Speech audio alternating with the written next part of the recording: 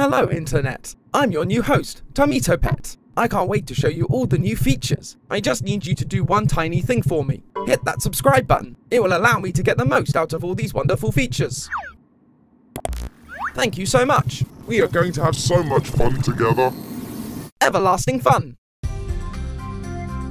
Hello Internet, welcome to Game Theory, the show that's downloaded too many viruses in the name of content. Dear theorists, do you remember those weird desktop assistants we used to have back in the early 2000s? Like Rover or Clippy? Who am I kidding? Of course you don't. That was 24 years ago, basically ancient history in internet years. Oh no, I'm old, aren't I? But man, these things were weird. They were these little animated characters that would hang out on your desktop and were designed to make your newfangled computer seem a little less intimidating. They talk to you, help you sort files, and they'd even sass you when you spelled something wrong. Yes, Clippy, I know ban isn't a real word. I don't like it either. Let me do my job! But the most iconic for me was the infamous Bonzi Buddy. Once installed, a small purple gorilla would appear on your screen and tell jokes, sing songs, and he would also manage your downloads. And if you couldn't hear those quotation marks, by manage, I mean it would secretly download software onto your computer and then upload data to the developer's servers. Turns out, this thing was nothing more than a glorified piece of spyware. And so, it was shut down by the FTC in 2004. After that, the world was safe from purplish malware icons. That was until 2023, when we were all cursed with a brand new desktop assistant, KinitoPET. Okay, so KinitoPET isn't actually a desktop assistant. It's a game, hence, you know, game theory. But it is riffing off those old school 2000s desktop assistants. When you first boot up KinitoPET, you're taken to your own desktop, or at least a version of your desktop if it was from the early 2000s. There's all the classics, email, Minesweeper, even 3D pinball. What's the 3D pinball though? Oh my gosh, this brings back memories. Yes! Oh man, immediately hitting me in the nostalgia. Oh, I've missed those sounds. Why don't we have this anymore on our computer? But when you open the internet, things start to take a turn. Oh, the stream has been corrupted. Oh no, KinitoPET! Oh, do you want a friend? You're flooded with ads, your computer crashes, and when it reloads, you're already on your way to downloading your new axolotl assistant, KinitoPET. When it hatches, yes, this thing hatches from an egg, Kinito acts like most classic desktop assistants, asking some basic questions, helping you with your tasks, and giving you some fun games to play. He even closes weird emails full of gibberish that would distract you from having fun. How helpful. We spent some time decorating a room, washing some floors, painting a wall, and dragging a dead body across the screen. That's weird. And I just cleaned that floor too. Kinito just sweeps us under the rug and continues to ask us more and more personal questions. But the game begins to glitch out and Kinito will suddenly select two Steam friends, asking which one you'd rather kill. At this point, I'm kind of starting to miss Bonzi Buddy. Oh, hey look, it's me. Oh, I have to choose between Lee and Tom? Film theory versus game theory. Oh, film theory, game theory. Who am I killing off? Matt, what are you doing? Lee and I go way back. Don't you even think about it. Sorry, Tom. Matt, stop. Oh, jeez, that's awesome. That's such a good effect. Sorry, Tom. Oh man, that's brutal. Oh, I'm okay. I'm alive. Whew. Good thing Buckshot Roulette taught me I could survive fatal gunshots with just a defibrillator. But man, not cool. Whew. We're gonna be having words when I'm done with this episode. But if you think it couldn't get any worse, after you've unceremoniously killed one of your friends, Kinito decides to dox you. It seems like you made a mistake when filling out your address. But don't worry, and I will just correct it for you. What are you talking? Whoa, What are you doing? Oh, this is not good! And then you are welcomed into a brand new world that Kinito has made for you, using all the questions you've answered. Are you kidding me? That is not okay. That was a joke. Get out of here. Garden of Ban is in KinitoPET. I'm done. This is over. This series is over. We're done, KinitoPET. And then Kinito will ask you one final question. Will you stay in this paradise with him forever? If you say yes, Kinito will trail off, dreaming of how wonderful things will be. If you say no, Kinito will get mad, and he'll tell you it wasn't really a choice anyway. Either way, he ends up singing a very Portal-esque song with lyrics like, "Beyond the screen, you cannot leave. Inside my code, you'll always be." It appears that you are now trapped inside this computer with Kinito. Fortunately, the story's not over, because just before the game ends, you have a chance to click on every object in the house that Kinito has made. Usually it's just some fun flavor text about your choices, but outside there's a fountain that reveals a secret message in the game's window title. It's too late for you, but you can start again. The fountain is the key. Between that, the weird emails, and that body bag we dragged earlier, I have a sneaking suspicion that there's an ARG hiding in this thing. And lo and behold, I was right. But to figure out what's going on and stop Kinito, we need to take that advice and restart the game. So hide your personal data, friends, because we are diving into the code of this adorable ARG monster. I think we should probably start with the dead body we dragged across the floor earlier. Like, what was that? On the surface, it's just really confusing. But now that I have my ARG hat on, I realize there's a lot of blink and you'll miss it moments. While cleaning Sam the sea and enemy's house, there's a chance for the screen to cut away and reveal a mysterious black figure standing in a pool of blood with bloody red text on the walls. This text is incredibly hard to make out. Even in 4K, it's just a blurry mess. The best I could figure out was, am I even him? Who is him? KinitoPET? Before I even had a chance to really think about it though, we get another glitched image of Sam himself telling us it's all your fault. What? What's my fault? What did I do?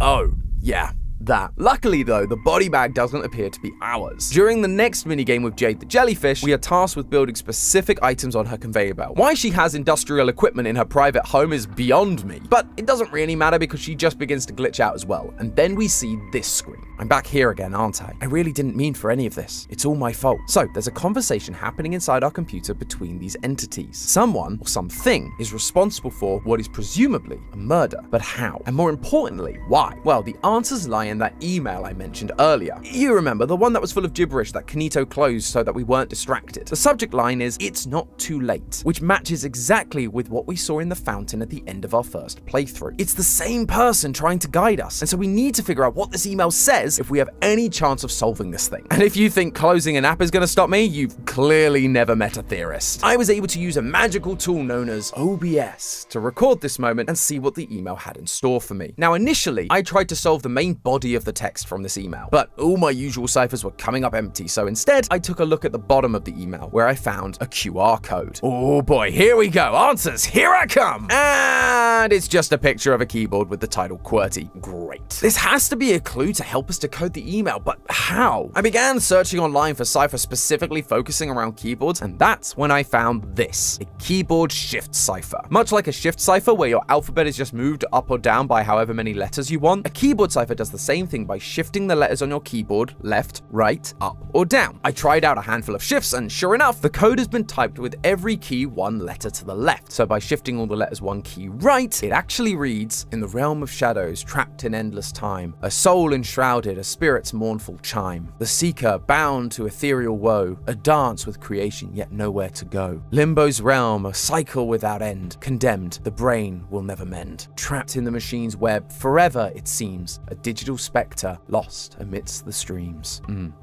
Snaps.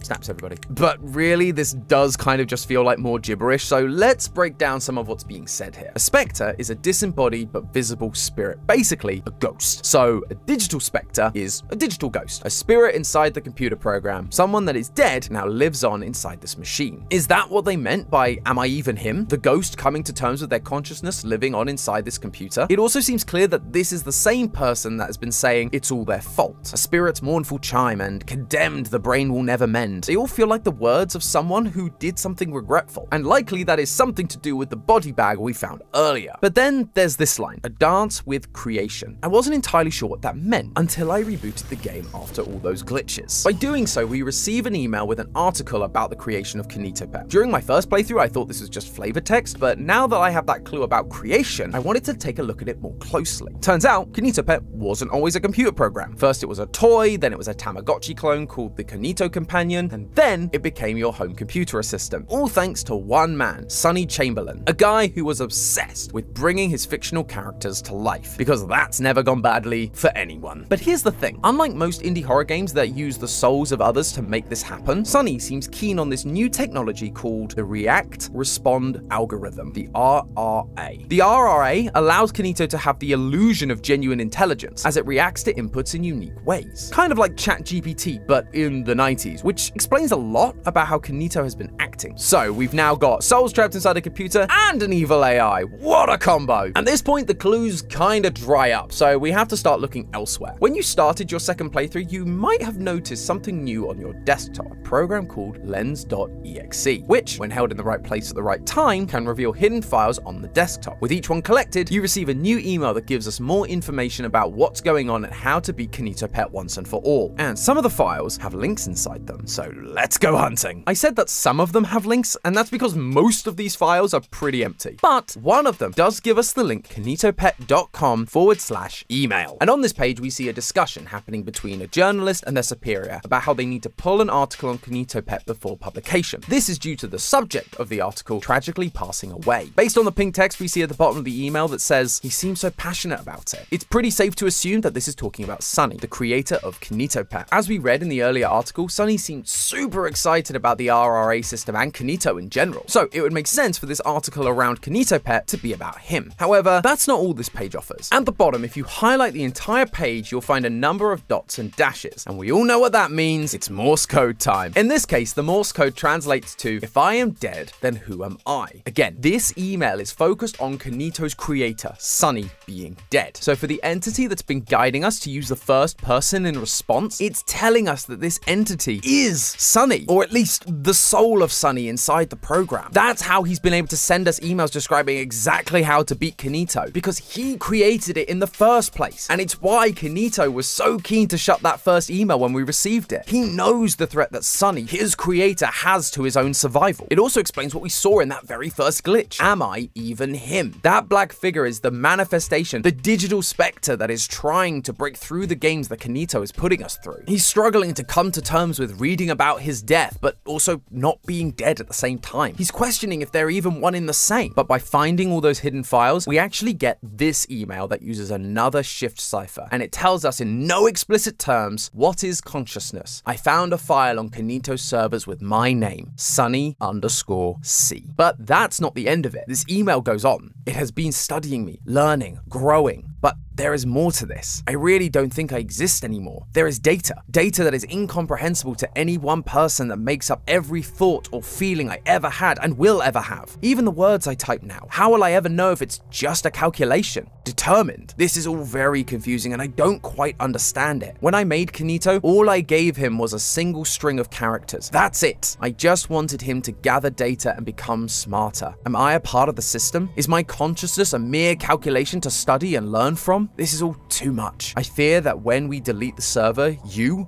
will delete me? I know theoretically I'm not real, but I feel real. What have I done? I'm so sorry. KinitoPET.com, who am I? Oh boy, there's a lot to unpack here, but let's start with that very obvious website link. The website appears to be a bunch of black and white stripes, but we theorists know better. Highlighting the entire page reveals the text, who am I, what am I, repeating over and over again, except for one line, which gives us a base 64 code that says, all it wants to do is learn. It's never just a game. He will learn your reaction time, learn your accuracy, learn your patterns, your friends, how they act. He will learn so much he could mimic your every move, simulate your every word. The RRA system that Kinito runs on is so good, it could literally learn to be you. And that is our missing piece. This is what happened to Sunny. The Sunny we've been speaking to, the one helping us, it's not the real Sunny. It's just the version of Sunny Kinito made after learning everything about him. This Sunny is so accurate to the original that he believes himself to be the original. It's only when he sees things like that email about Sunny's death that things begin to click into place for him. Asking questions like, if he's dead, then who am I? Am I even him? He's having an existential crisis. He's realizing that every decision he makes, every key he types, isn't actually him, but the code he's been built upon. Unfortunately for KinitoPET, by creating a perfect simulation of Sunny, he's also built someone with the same hatred and disdain, not just for themselves, but for Kinito, which means he's going to act just like the real Sunny would and destroy his own creation, even if it means sacrificing himself. Using Sunny's more straightforward emails, we learn that there's a secret place that we can decrypt the files. To get to it, we have to remember what Sunny told us. The fountain is the key. Click the fountain that's in the middle of the map a bunch of times, and it'll take you to this weird dark area. If you take all of your encrypted files and you just dump them in the water, you'll suddenly have 5 decrypted files. The most interesting being the credentials file, which reads Sunny_C, the file that Sunny found himself earlier in this investigation. These are Sunny's permissions, and with them we can do the one thing we've wanted to do since we got KinitoPET stuck on our computer: remove him. The final email you get from collecting the files tells you to use the command delete all when KinitoPET opens up the command command prompt. Only then will the game ask you for your credentials. You can drop in your decrypted files and start deleting everything. KinitoPET slowly glitches out of existence, and we finally see the end. We finished off KinitoPET once and for all. We won. Or did we? Because during that ending, if you stop and look at the scrolling files, you can see hundreds of usernames, hundreds of people recreated as AI versions of themselves, now living on inside Kinito's program, much like Sunny. The real versions ending up in body bags. Their deaths were Sunny's fault. Now, there is one more link hidden in those encrypted files I mentioned earlier, and it takes us to a new website with Sunny's AI wrestling with who he really is. It kept getting smarter, day by day. I suppose it only ever did what I asked, to learn. What even am I? And then at the top of the page, we also get that repeating mantra of, it's all my fault. But while that just repeats stuff we already know, underneath the text is a link to a YouTube video of a piano playing over the image of a door. The music notes don't actually tell us anything, but if you turn the notes into a MIDI file and then convert that to a text file, you'll find the message, I'm sorry, I'm sorry. In the description, there's also a string of characters that are the back half of a YouTube URL. Go to that video and we find 2 new codes. The first one is in the description of the video, which is full of different clock emojis. By reading the hours of each clock as a number and then adding the numbers that are between semicolons, you get this code. Based on what we found earlier, I think this is likely supposed to be fountain is the key, but I guess there was a clock emoji that got missed. The second code is the one we see on the screen, which is much harder to decipher. Fortunately, it's also been typed into the subtitles. Clearly, we need a cipher for this, but what kind? I tried all the ones that we've been using, like the keyboard shift cipher or base 64, nothing. I tried some of my usual ones, they didn't work, and so what I was left with was the potential for a veneer cipher. But for that, we'd need a key. Wait a minute, a key. Fountain! Fountain is the key! And like that, bam! We've got ourselves a new code. To understand the past, one must look their memories. Turn the clocks back. And then there's this other string of code, which if you translate it using a keyboard shift cipher, tells you change the computer dates. Clearly, we've got to change the computer date, but what are the dates? I'll be honest, this part is not super scientific. From what I could find online, people were just brute forcing the answers, but I also couldn't figure out how to do it, so here are the dates because it's important for us to know. If you change the date to 1993, on your home screen, you will see a Kinito plush. If you change it to a date between 1994 and 1997, you'll get the first Kinito companion. And if you change it to 1998, you will find a broken Kinito companion. And if you look at the window title for that image, it says, time for something bigger and better. This is a timeline of Kinito products, which implies that 1998 was the end of the Kinito companion and the creation of the KinitoPET software. We also know that 1999 was the year that Sunny died, thanks to those emails from earlier, which means there is a bit of time where the software was out in the world while Sunny was still alive. During that time, he saw people dying thanks to what he created, being replaced by AI versions of themselves within Kinito's programming. That guilt weighed heavy on his conscience, and so a year after KinitoPET's creation, he ended his own life, as shown by the dangling Sam image we sometimes get when opening up the game. But remember, all these AI versions of people, they believe themselves to be the genuine article, just like Sunny did until his realization. And even then, he still believed himself to be very much real, which raises an interesting point. By winning the game and stopping Kinito from copying more people, are we also killing them? Is it a mercy sparing them from this glitchy 90s low poly hell, or are we ending lives that weren't all that bad? Maybe some of those consciousnesses enjoyed it. If they feel real and exist, does deleting them amount to murder? And this isn't a fictional argument either. AI technology is growing at an alarming rate, and so these kinds of discussions are starting to be brought up more and more. Now, I don't think we have the answers here. This is just a silly YouTube show at the end of the day. But I do think KinitoPET is smart for raising awareness of the discussion in the classic fashion of making it scary, but also getting you to think more deeply about it. It means that people pay attention, and maybe when the time does come for these discussions to happen for real, we'll be ready for it. That or Skynet will happen and we'll see KinitoPET at the front leading the charge. But hey, that's just a theory, a game theory. Thanks for watching.